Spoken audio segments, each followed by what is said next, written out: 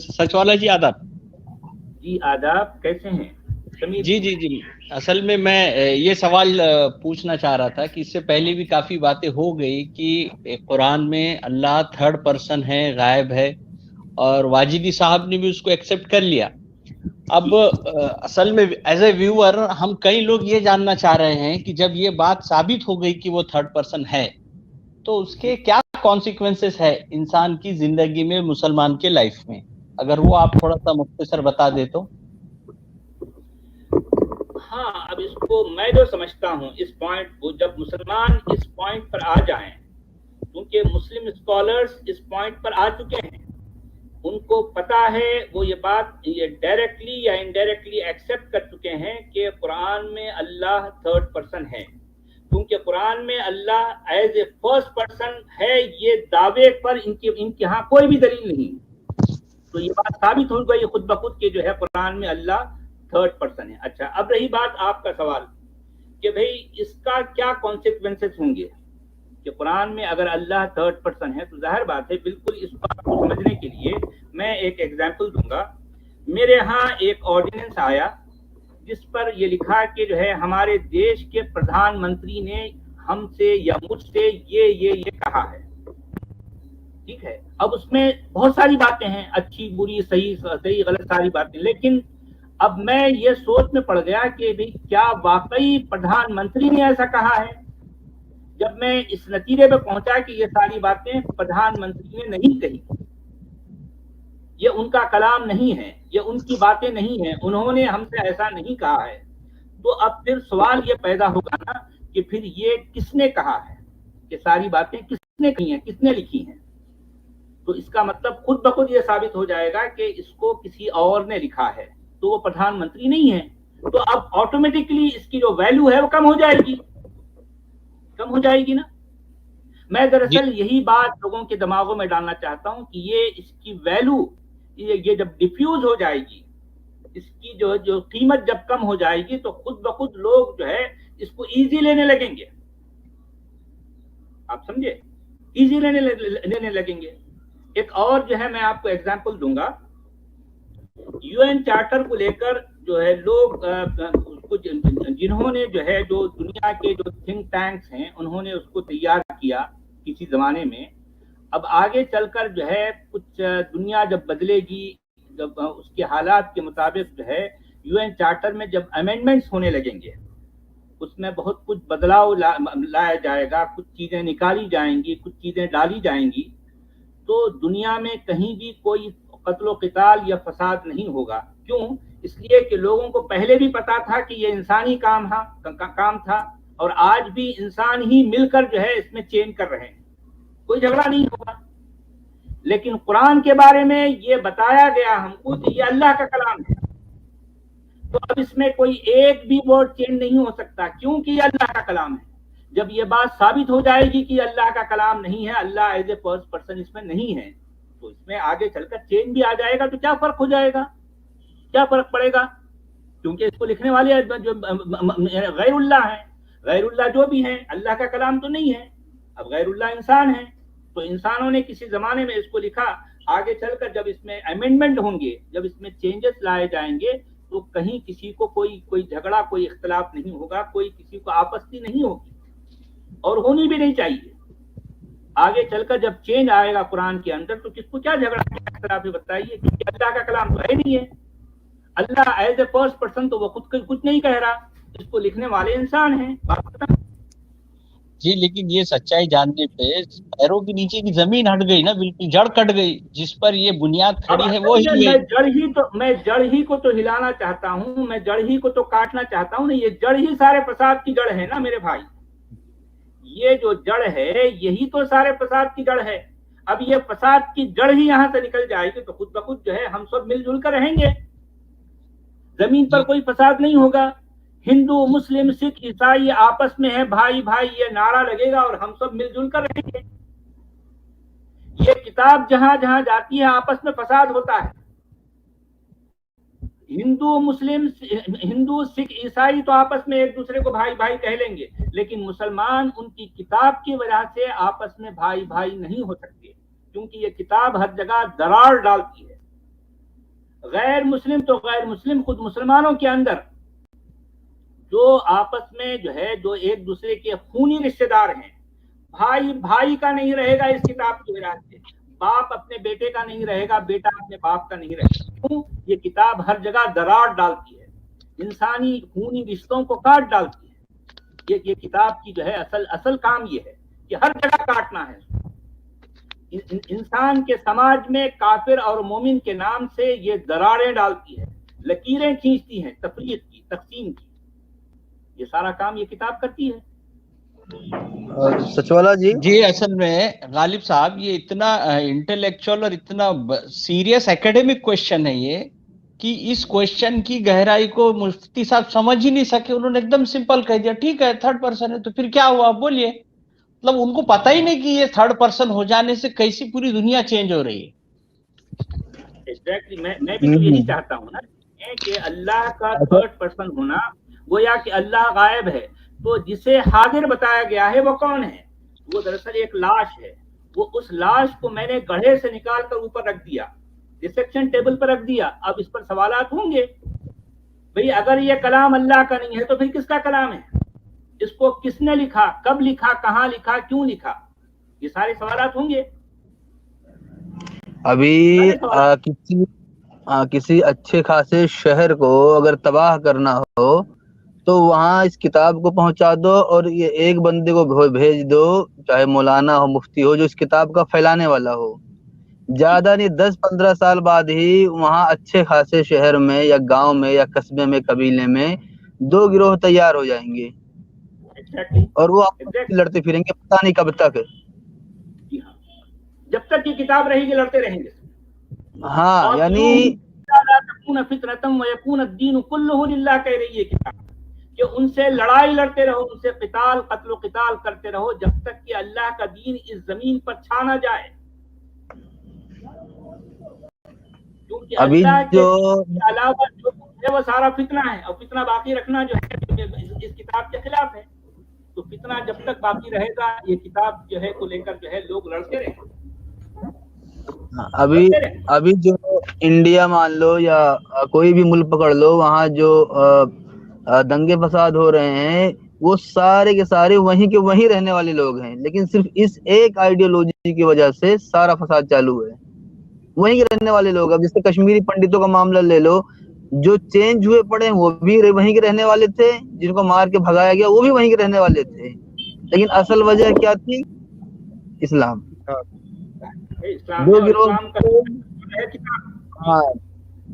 دو گروہ بن گئے، آپس میں لڑ مر رہے ہیں.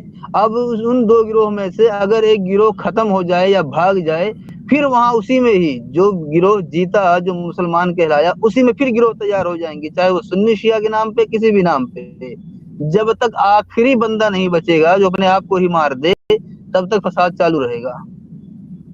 کیونکہ آخری بندہ بھی اگر بچے گا تو وہ بھی اپنے آپ تلوار ہاتھ میں رہے گی اور اپنے ہی پیروں کو کاٹے گا، اپنے ہاتھوں کو کاٹے گا. کیونکہ یہ کتاب کا کام ہی کاٹنا ہے، یہ کتاب کا نیچر کاٹنا ہے، اس کا نیچر ہے.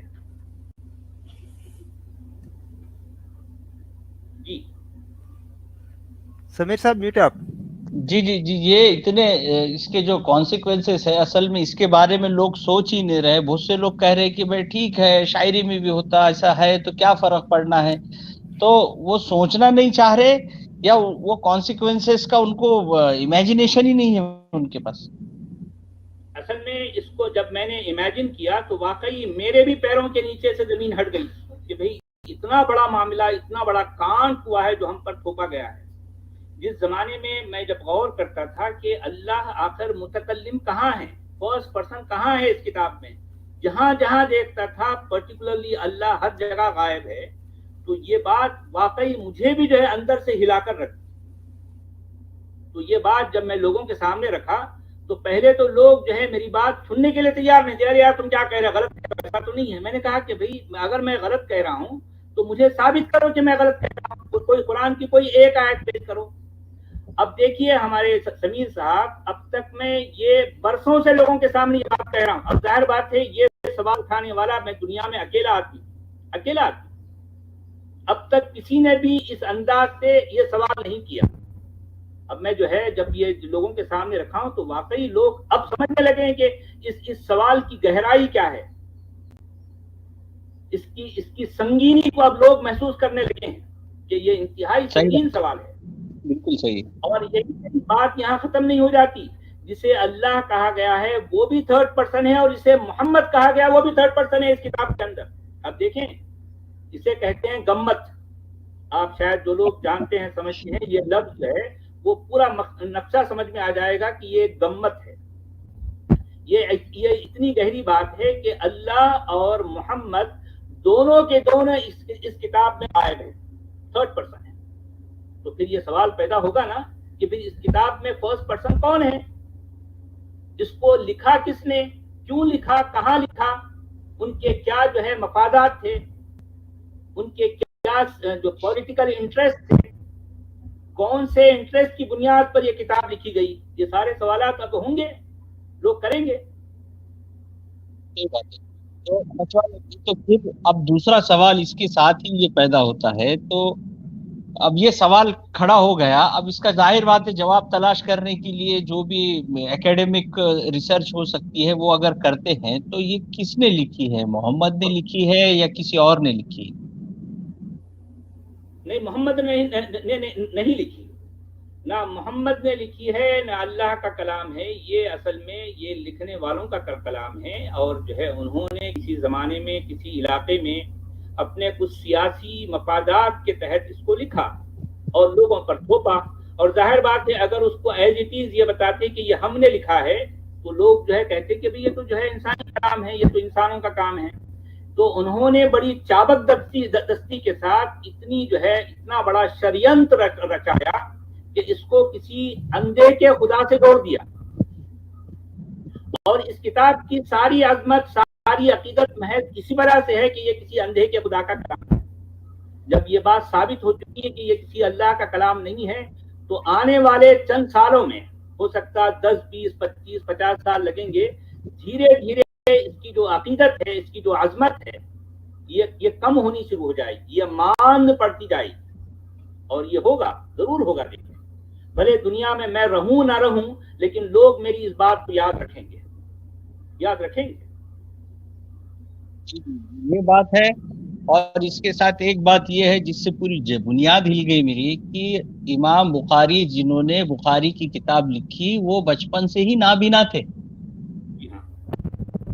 جو دو باتیں ہیں، اب کتنی مطلب کرے زمین پہ قرآن کے بعد سب سے مستند اور معتبر کتاب بخاری کو مانا جاتا ہے، اب اس کا لکھنے والا نابینا ہے۔ علماء کا یہ کہنا ہے ان اصح الکتاب علی الارض بعد القرآن، کہ صحیح ترین کتاب اگر ہوئے زمین پر ہے قرآن کے بعد تو وہ ہے صحیح البخاری۔ یہ دعویٰ ہے، یہ اتنا بڑا دعویٰ ہے کہ قرآن کے بعد صحیح ترین کتاب زمین پر بخاری ہے۔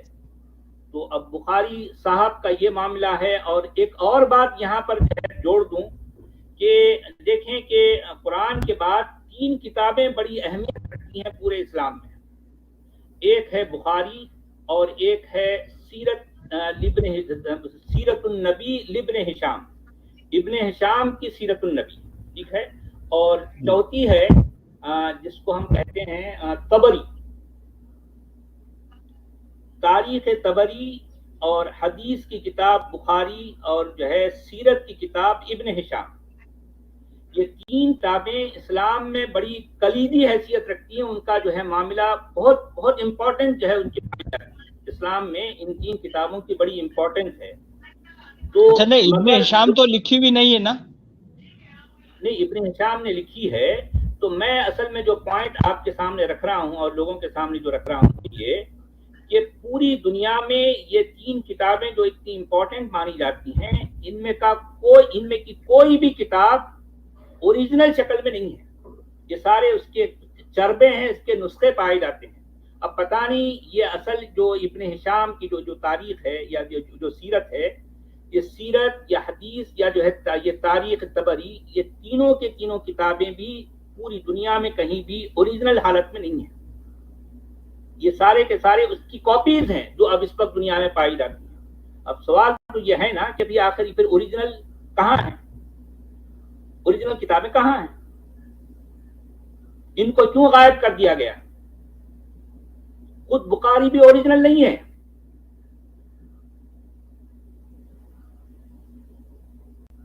اب یہ سارے سوالات تو جو ہے لوگوں کو پوچھنے چاہیے اپنے علماء سے. ابن ہشام پہلے کی ہے یا اسحاق پہلے کی ہے صاحب؟ اسحاق پہلے کی ہے. اچھا دیکھیں، اصل میں ابن اسحاق جسے کہا جاتا ہے وہ ایک فرضی کیریکٹر ہے. ابن اسحاق اور پھر جو ہے اس کے بعد ایک اور شخص جس کا نام جو ہے بکائی یا واقدی کا جو ہے نام آتا ہے. تو ابن ہشام اصل میں یہ کہتا ہے کہ میں نے یہ سارا کا سارا مواد واقدی سے لیا، اور واقدی کے بارے میں بتایا جاتا ہے کہ وہ ابن اسحاق کا جو ہے شاگرد تھا، اس کا اسٹوڈنٹ تھا. تو اب ابن ہشام اپنی بات کو صحیح ثابت کرنے کے لیے، ظاہر بات ہے دیکھیں ابن ہشام کا زمانہ اصل جو اسلام کہا جاتا ہے اس کے تقریباً 250 سال کے بعد کا زمانہ ہے، 250 سال کے بعد کا زمانہ ہے. تو لوگ کبھی پوچھیں گے کہ بھی آخر جو ہے یہ ساری باتیں 250 سال کے بعد آخر تو اتنی ساری باریکیاں جو لکھ رہا ہے، آخر تیرے پاس کیا سورس ہے بھائی، کیا سورس ہے؟ تو وہ اپنے آپ کو درست ثابت کرنے کے لیے اس نے واقدی اور ابن اسحاق کو گھڑا ہے، تراشا ہے. ماہرین یہ کہتے ہیں کہ ابن اسحاق اور واقدی کا اصل میں کوئی وجود نہیں تھا. اب یہ تو ماہرین کہے گئے، لیکن اب میں ایک قدم اور آگے بڑھ کر یہ پوچھوں گا کہ کیا واقعی ابن ہشام کا بھی کوئی وجود تھا؟ کیونکہ اس کا اوریجنل کام اپنی اصلی حالت میں موجود نہیں ہے. تو ابن اسحاق کا نام، ابن ہشام کا نام لے کر بھی شاید آگے چل کر کسی نے جو ہے یہ ساری باتیں تراشی ہوں. یہ سارے اتنے بڑے بڑے گھپلے ہیں. جب آپ پردے اٹھاتے جائیں گے تو ایک سے ایک جو ہے ایک پردے کے اوپر پردہ، پردے کے اوپر پردہ، اور جب آپ کھودیں گے ان باتوں کو تو اندر سے کچھ اور ہی باتیں سامنے آ رہی ہیں. نہ اسلام کا جو ہے جو نبی جس کا نام محمد بتایا گیا ہے وہ ثابت ہوتا ہے، نہ قرآن ثابت ہوتا ہے، نہ مسلمانوں کا اللہ ثابت ہوتا ہے.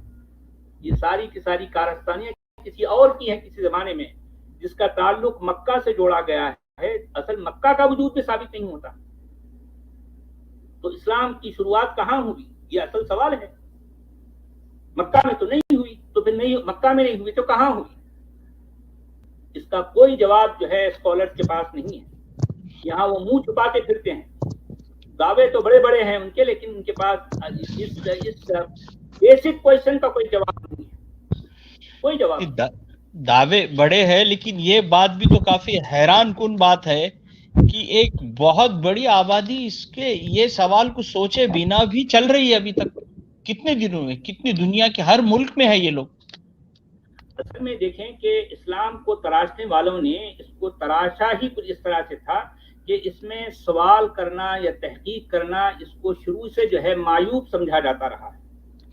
لوگ اس طرح کی جو ہے سوال کبھی بھی نہیں کرتے تھے. یہ تو سوال اب ہونے لگے ہیں نا، محض یہ انٹرنیٹ کی کرامات ہیں، انٹرنیٹ کے طفیل یہ ساری باتیں اب لوگوں کے سامنے آنے لگی ہیں. اب سے پہلے تو کوئی نہ سوچتا تھا نہ کوئی سوال کرتا تھا. جب سوال ہی نہیں ہوتا تو اس کا جواب کیا؟ لیکن آج سوال ہونے لگے ہیں. جب یہ سوال کیے جاتے ہیں تو مسلمان علماء اپنا منہ چھپاتے پھرتے ہیں. وہ ہماری آنکھوں میں آنکھیں ڈال کر جواب نہیں دے سکتے. اتنے جو ہے وہ بوتے، اتنے کھوتے ہیں ان کے دعوے.